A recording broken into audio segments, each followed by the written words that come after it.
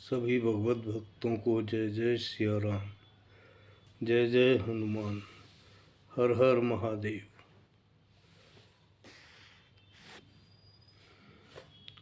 सूत जी ने प्रयागराज में महर्षियों द्वारा आयोजित ज्ञान यज्ञ में अपना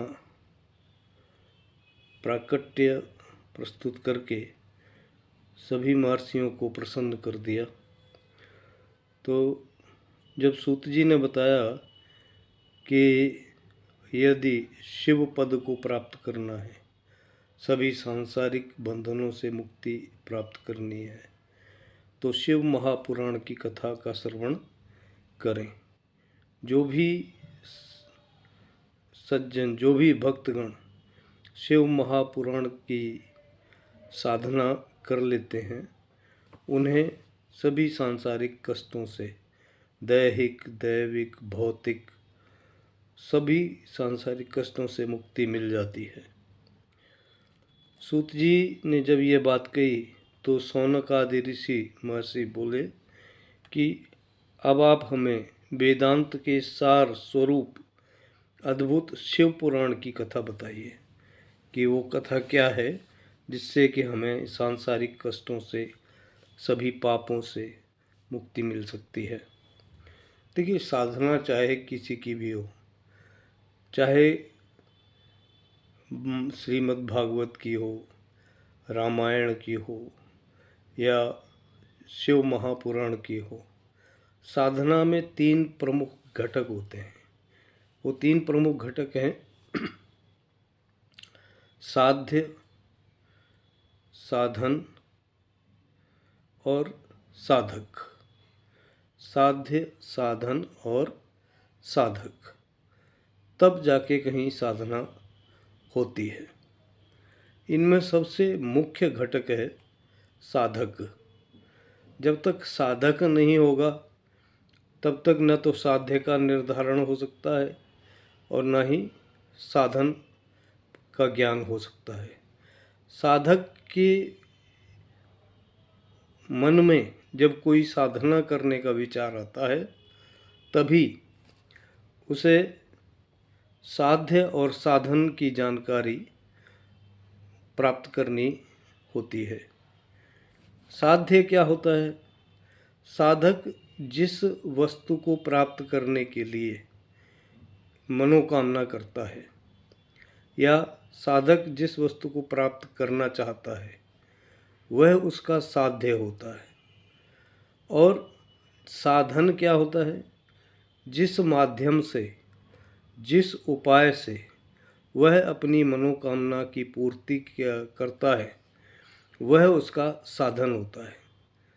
अब शिव पुराण में इस अध्याय में यही बताया गया है कि जब कोई साधक शिव महापुराण की साधना करता है तो उसका साध्य क्या है और साधन क्या है। जब साधक को ये बात ज्ञात हो जाती है, तब उसकी साधना निश्चित रूप से सफल होती है। शिव महापुराण की साधना करने वाले साधक का जो प्रमुख साध्य है, वह होता है शिव पद की प्राप्ति। और शिव पद की प्राप्ति जब उसे हो जाती है तो उसकी सभी पापों से छुटकारा मिल जाता है उसको, और सांसारिक जितने भी कष्ट हैं सभी से मुक्ति प्राप्त हो जाती है। साधन क्या है? किस साधन से वह शिव पद को प्राप्त कर सकता है? सबसे पहले तो शिव महापुराण ही उसका सबसे बड़ा साधन है। अब शिवपुर महापुराण की साधना जब वो करता है तो किस किस प्रकार से वह अपने इस साध्य को, शिव पद की प्राप्ति को पूर्ण कर सकता है, सिद्ध कर सकता है, तो उसके लिए सूत जी ने बताया कि रोग शोक रहित कल्याणमय कल्याणकारी भगवान शिव का स्मरण करके पुराणों में सर्वश्रेष्ठ पुराण प्रवर शिव पुराण की साधना करिए, तभी आपको इन सभी कष्टों से सांसारिक बंधनों से मुक्ति मिल सकती है। अब शिव पुराण में 3 वस्तुओं का विस्तार से वर्णन किया गया है, भक्ति, ज्ञान और वैराग्य। भक्ति, ज्ञान और वैराग्य, इन तीनों का काफ़ी विस्तार से और बहुत ही स्नेह के साथ इसका वर्णन किया गया है, इन तीनों चीज़ों का। और इसका वेदांतों से जो जाना जा सकती है चीज़ें, वेदों का अध्ययन करके जिन वस्तुओं का ज्ञान प्राप्त किया जा सकता है, वो उन सब का वर्णन शिव पुराण में दिया गया है। तो सूत जी बोले कि वर्तमान कल्प में, इस युग के प्रारंभ में, वर्तमान कल्प के प्रारंभ में जब सृष्टि का निर्माण हुआ तो जो गोत्रकारी महर्षि थे, जिनमें कश्यप, अत्रि, अगस्त्य, विश्वामित्र और इन जिनके नाम से भरद्वाज, जिनके नाम से विप्रों के गोत्र चलते हैं, उनमें आपस में विवाद हो गया। विवाद क्या हुआ? कोई तो कहता था ये श्रेष्ठ है, कोई कहता था ये श्रेष्ठ नहीं है। तो इन सब में, इन ऋषियों में जो विवाद शुरू हुआ तो वो बढ़ता ही चला गया। उस विवाद का कहीं समाधान दिखाई नहीं दे रहा था। तो वे सब के सब मिलकर अपनी शंका के समाधान के लिए सृष्टि के रचयिता अविनाशी ब्रह्मा जी के पास पहुँचे और विनम्रता पूर्वक बोले कि हे प्रभु, आप संपूर्ण जगत को धारण करने वाले तथा संपूर्ण जगत का पालन पोषण करने वाले तथा समस्त सृष्टि के उत्पत्ति के कारण हैं। मतलब ये संपूर्ण सृष्टि आपसे ही उत्पन्न हुई है, ऐसा हम मानते हैं और ऐसा हमारा मानना है, विश्वास है। हम जानना ये चाहते हैं कि संपूर्ण तत्वों से परे, मतलब जिस पर किसी तत्व का प्रभाव न हो, ऐसे परात्पर पुराण पुरुष कौन हैं, उनके बारे में हमें ज्ञान दीजिए, उनके बारे में हमें बताइए। तो ब्रह्मा जी ने कहा कि जहाँ से मन सहित वाणी उन्हें प्राप्त न करके पुनः वापस लौट आती है, मतलब मन जहाँ तक पहुँच पाता है, मन तो कहते हैं कि जो भी चाहे विचार कर ले, मन के लिए कुछ दुर्लभ नहीं है, लेकिन मन भी वहाँ तक नहीं पहुँच पाता है। और जिनसे ब्रह्मा, विष्णु, रुद्र, इंद्र आदि से युक्त यह संपूर्ण संसार समस्त प्राणियों एवं इंद्रियों के साथ सबसे पहले प्रकट हुआ है, वे ही देवादिदेव महादेव सर्वज्ञ एवं संपूर्ण जगत के स्वामी हैं और वे ही सबसे श्रेष्ठ हैं, वे ही सर्वश्रेष्ठ हैं। भक्ति और इनका अगर साक्षात्कार करना है, इनका अगर दर्शन करना है, तो उसका केवल एक ही उपाय है, वो है भक्ति। भक्ति से ही इन पर ब्रह्म परमात्मा महेश्वर महादेव का दर्शन हो सकता है, और कोई उपाय नहीं है, और दूसरे किसी उपाय से इनका दर्शन नहीं होता है। रुद्र, हरि, हर तथा अन्य देवेश्वर सदैव उत्तम भक्तिभाव से इनका दर्शन करना चाहते हैं।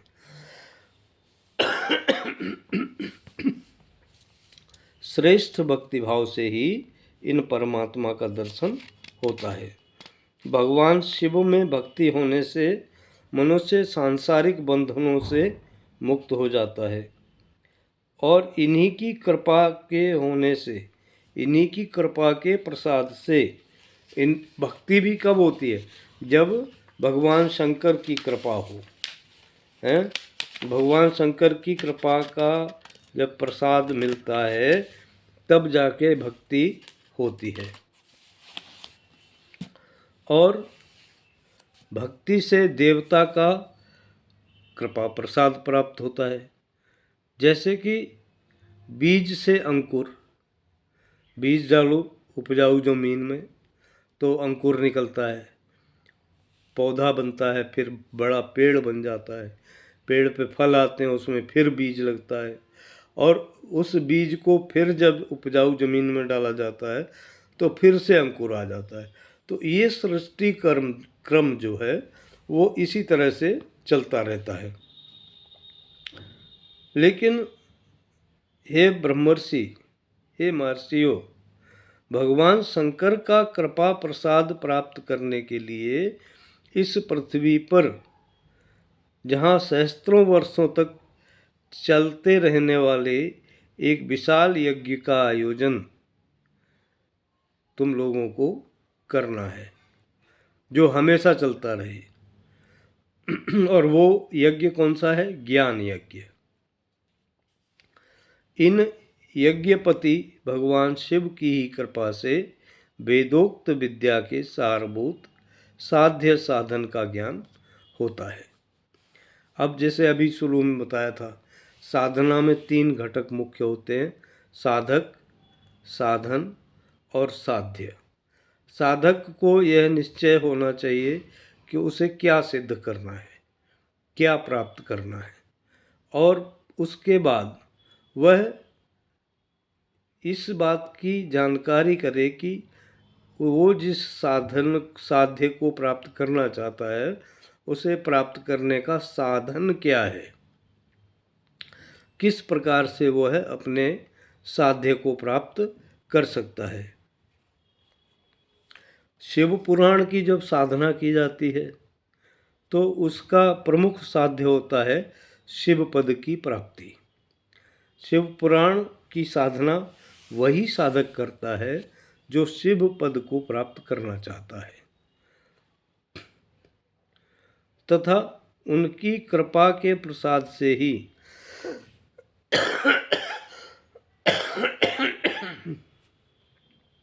जो नित्य नैमित्तिक आदि फलों की ओर से निष्प्रह होता है वही साधक होता है। मतलब उसे फल की कोई कामना नहीं होती, उसे तो केवल अपना साध्य प्राप्त करना होता है और वो साध्य है उसका शिव पद की प्राप्ति।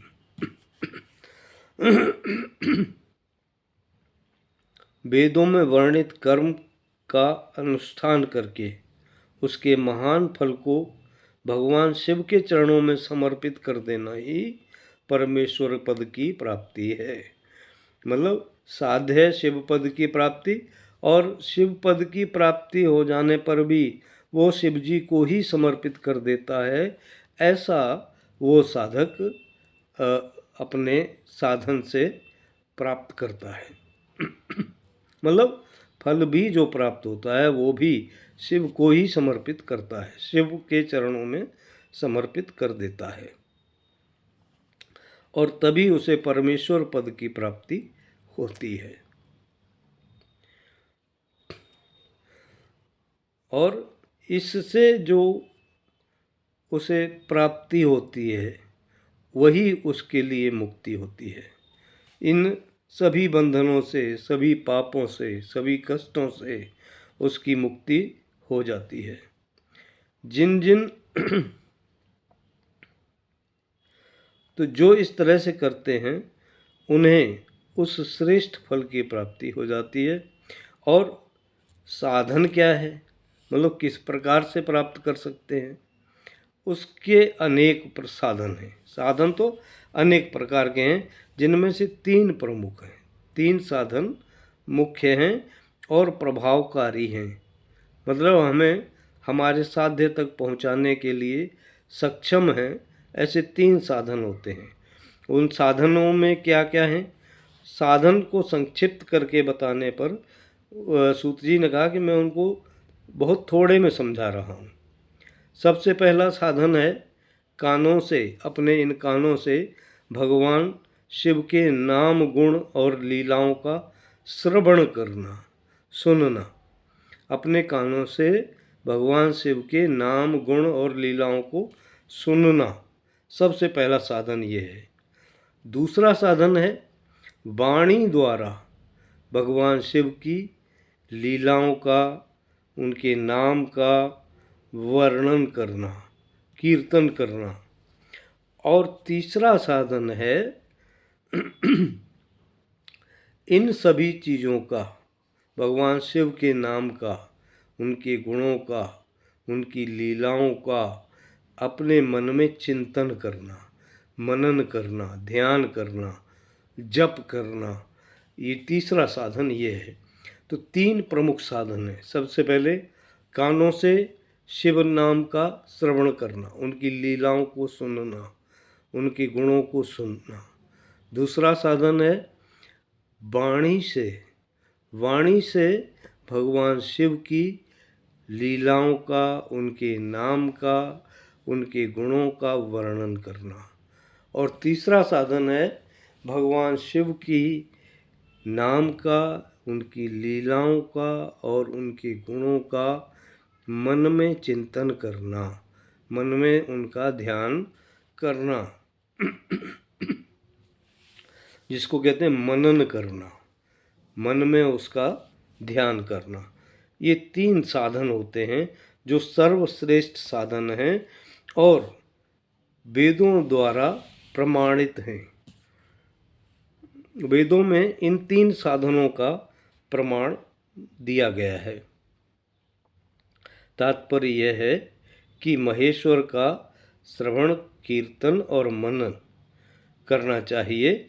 इसी से हम सबके साध्य की प्राप्ति होती है। हम सांसारिक विकारों से मुक्त हो जाते हैं।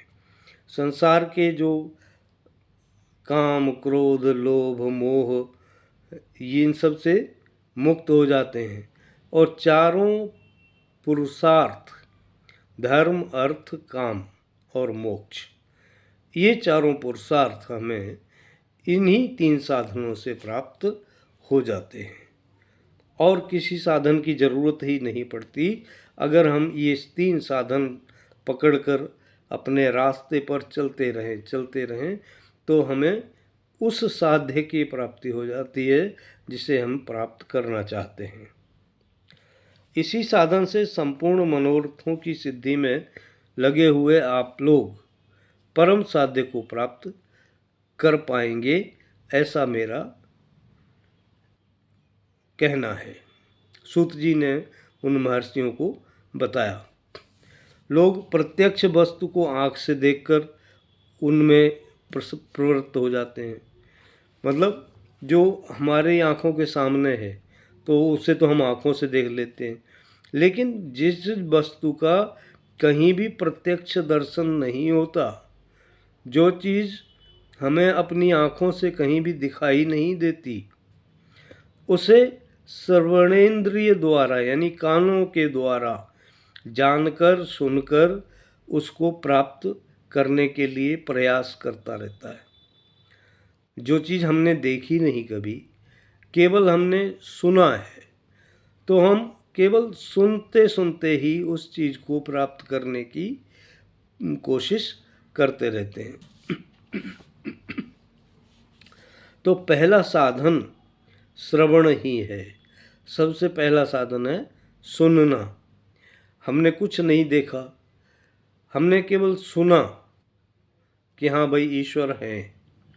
अब जब ईश्वर हैं ये हमने सुन लिया तो एक मन में आकांक्षा जागृत होती है, एक उत्कंठा पैदा होती है कि अगर ईश्वर हैं तो हमें उनको देखना है, हमें उनके दर्शन करने हैं। तो श्रवण जो है वो सबसे पहला साधन है। फिर आता है वर्णन करना, वाणी से उस साध्य का वर्णन करना। तो उसके द्वारा, अतः पहला साधन श्रवण है, उसके द्वारा गुरु के मुख से तत्व को सुनकर, अब सुनना भी कई तरह का होता है। एक तो रास्ता चलते कोई कुछ कह देता है, सुन लिया हमने, लेकिन वो सुना हुआ प्रामाणिक नहीं होता। हमें उसके बारे में कोई ठोस साक्ष्य हमारे सामने नहीं होता। सुनना भी उसका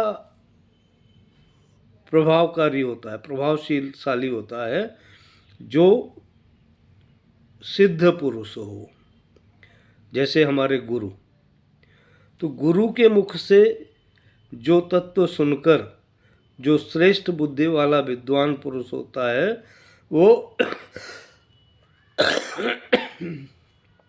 गुरु से के मुख से सुने हुए उस साधन का कीर्तन, मतलब वाणी से उसका वर्णन करता है। जब बार बार वर्णन करता है तो एक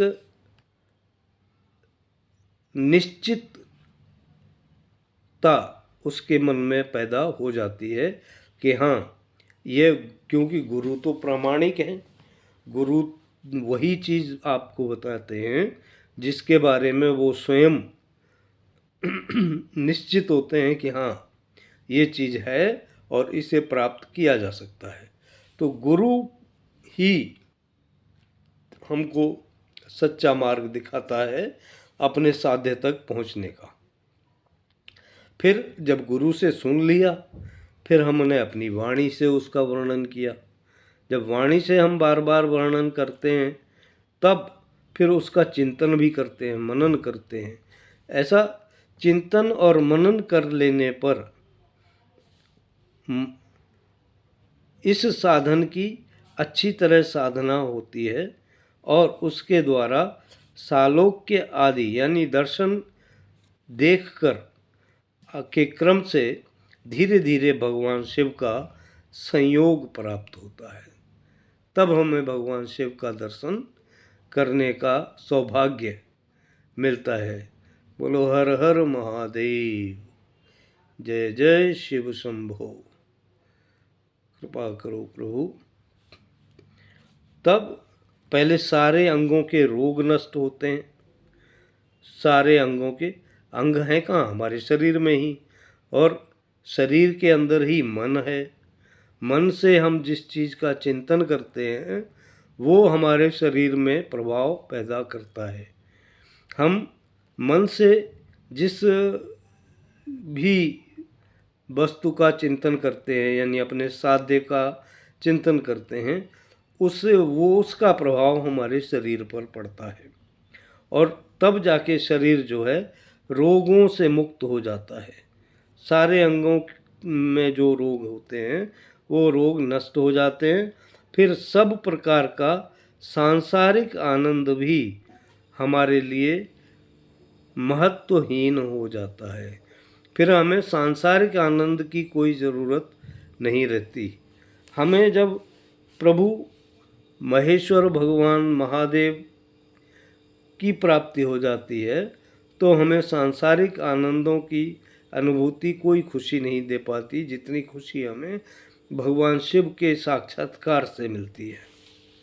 भगवान शंकर की पूजा, उनके नामों का जप, उनके गुण रूप विलास और नामों का युक्तिपरायण चित्त के द्वारा, एक सही उपाय के द्वारा अपने मन से जब हम निरंतर चिंतन करते हैं, उसका परिशोधन करते हैं, तो उसको हम मनन कहते हैं। मनन का मतलब अपने चित्त में, अपने हृदय में भगवान शिव के स्वरूप का दर्शन करना, यही हमारा मनन होता है और वह महेश्वर की कृपा दृष्टि से मिलता है। मनन हम कब कर पाते हैं? जब हम पर भगवान शिव की कृपा होती है, तब हमारी जो हमारा मन और हमारी सभी इंद्रियां शरीर की, वो सब भगवान शिव के प्रति समर्पित हो जाती हैं। तब हमें भगवान शिव के पद की प्राप्ति होती है। तो यही 3 साधन जो हैं, जिनसे हमें भगवान शिव का साक्षात्कार हो सकता है, शिव पद की प्राप्ति हो सकती है। इसके बाद सूत जी ने बताया कि हे मुनीश्वरों, इस साधन का महात्म्य बताने के प्रसंग में मैं आप लोगों के लिए एक प्राचीन वृत्तांत का वर्णन करूंगा, उसे आप ध्यान देकर सुने। तो सूत जी ने बताया कि जो अब मैं बता रहा हूँ वो एक पुराना वृत्तांत है, पुरानी कथा है, उसे आप ध्यान देकर सुनो। पहले की बात है, पराशर मुनि के पुत्र मेरे गुरु व्यासदेव जी सरस्वती नदी के सुंदर तट पर तपस्या कर रहे थे। मतलब व्यास जी जो हैं वो पराशर मुनि के पुत्र हैं और वे सरस्वती नदी के सुंदर तट पर तपस्या कर रहे थे। एक दिन सूर्य के समान तेजस्वी विमान से यात्रा करते हुए भगवान सनत कुमार अकस्मात वहाँ पर जा पहुँचे और उन्होंने मेरे गुरु को वहाँ देखा। वे ध्यान में मग्न थे। व्यास जी जो थे, सूत जी के गुरु, वो ध्यान में मग्न थे। उससे जागने पर, जब वो ध्यान से जागे, तो उन्होंने ब्रह्मा जी के पुत्र सनत कुमार जी को अपने सामने उपस्थित देखा। देखकर वे बड़े जल्दी जल्दी उठे। भाई कोई श्रेष्ठ पुरुष अगर हमारे घर पे आ जाता है तो हम तो उसके पहले तो उसके आगमन की ही खुशी हमें संभालना मुश्किल हो जाता है। फिर उनका स्वागत सत्कार करके जो खुशी मिलती है तो उसका तो वर्णन ही क्या करना। तो देखकर वे बड़े बेग से उठे, जल्दी जल्दी उठे और उनके चरणों में प्रणाम करके मुनि ने उन्हें अर्घ्य दिया, जल दिया और देवताओं के बैठने योग्य आसन भी समर्पित किया। तब प्रसन्न हुए भगवान सनत कुमार बड़ी विनम्रता पूर्वक खड़े हुए व्यास जी से गंभीर वाणी में बोले कि हे मुनि, तुम सत्य वस्तु का चिंतन करो, उसका चिंतन करो जो सत्य है, जो यथार्थ है, जिसमें किसी प्रकार की कोई शंका नहीं है। वह सत्य पदार्थ है भगवान शिव। भगवान शिव वह सत्य पदार्थ हैं जो तुम्हारे साक्षात्कार के विषय होंगे। अर्थात तुम शिव का दर्शन करने के लिए ही चिंतन करो। भगवान शंकर का श्रवण, कीर्तन, मनन, उनके बारे में सुनना, उनके बारे में बोलना और उनके बारे में चिंतन करना, ये 3 सबसे बड़े साधन बताए गए हैं और वे तीनों ही वेद सम्मत हैं। वेदों में इन तीनों साधनों का वर्णन है। मतलब ऐसा नहीं कि किसी ने कुछ कह दिया और हम करना शुरू हो गए। मतलब इसका एक प्रमाण है, वेद इसका प्रमाण है। पूर्व काल में मैं अन्य साधनों के भ्रम में पड़कर घूमता घामता मंदराचल पर्वत पर जा पहुंचा और वहां तपस्या करने लगा। भगवान सनत कुमार जी कह रहे हैं व्यास जी से। तो तदनंतर महेश्वर शिव की आज्ञा से भगवान नंदकेश्वर वहाँ आए। उनकी मुझ पर बड़ी दया थी। वे सबके साक्षी तथा शिवगणों के स्वामी भगवान नंदकेश्वर मुझे स्नेहपूर्वक मुक्ति का उत्तम साधन बताते हुए बोले कि भगवान शंकर का श्रवण, कीर्तन और मनन, ये तीनों साधन वेद सम्मत हैं और मुक्ति के साक्षात कारण हैं। मतलब इन तीनों साधनों के द्वारा आप मुक्ति को प्राप्त कर सकते हैं। यह बात स्वयं भगवान शिव ने मुझसे कही है। मतलब नंदकेश्वर जी ने, भगवान नंदकेश्वर ने ये बात सनत कुमार जी को बताई। कि भगवान शिव ने मुझे ये बात साक्षात कर मतलब स्वयं कही है। और नंदिकेश्वर तो भगवान शिव के भक्त हैं। अतः ब्रह्मन, तुम श्रवण आदि तीनों साधनों का ही अनुष्ठान करो। व्यास जी से बारंबार ऐसा कहकर अनुगामियों सहित, अपने शिष्यों सहित जो उनके और साथी थे, पीछे पीछे चल रहे थे, उनके सहित ब्रह्मपुत्र सनत कुमार जी परम सुंदर ब्रह्मधाम को चले गए। इस प्रकार पूर्व काल के इस उत्तम वृत्तांत का ये संक्षेप में मैंने तुमसे वर्णन किया है। सूत जी ने उन शौनक आदि ऋषियों से कहा।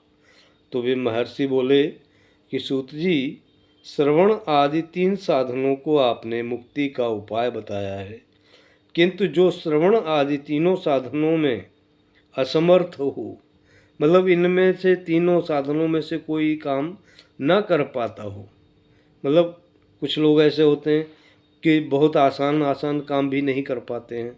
तो अगर कोई व्यक्ति इन तीनों साधनों में से किसी को भी करने में समर्थ नहीं है, तो वह मनुष्य किस उपाय का पालन करे, किस उपाय से इन सांसारिक बंधनों से, पापों से मुक्त हो सकता है।